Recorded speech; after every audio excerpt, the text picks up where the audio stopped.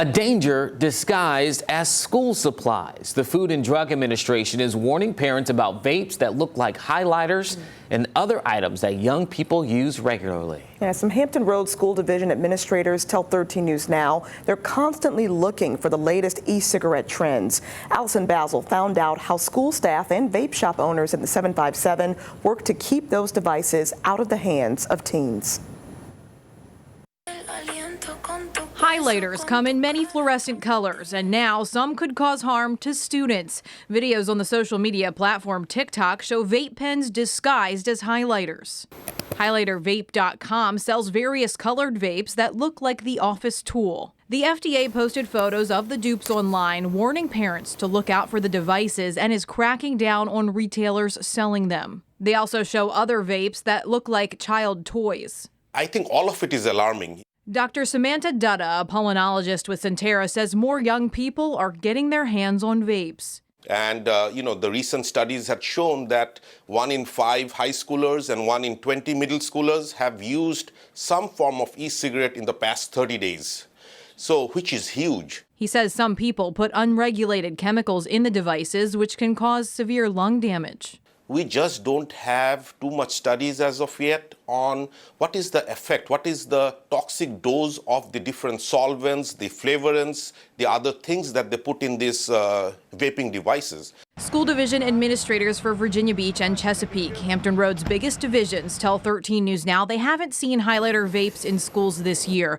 A spokesperson for Chesapeake Public Schools says staff members share e-cigarette trends during meetings. A Virginia Beach City Public Schools spokesperson shared they have a substance abuse intervention program for first-time offenders. They say school security conducts regular bathroom checks. On the shelves at 7 Cities Vapes, you won't find any deceiving vapes. We would never sell anything like that. It's irresponsible. I don't see the point in it at all.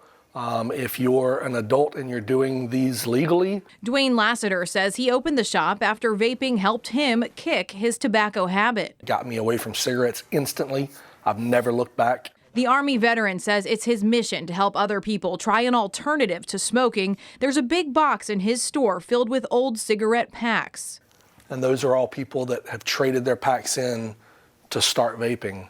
No one under 21 can buy a vape, according to Virginia law. Lassiter displays signs across his store and says he cards all who enter. I mean, I've had grandmothers walk in and I'm like, hey, I need to see your ID.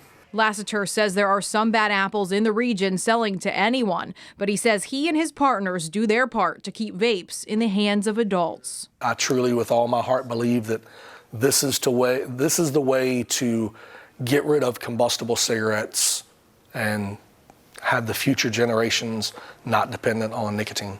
Allison Basil, 13 News Now.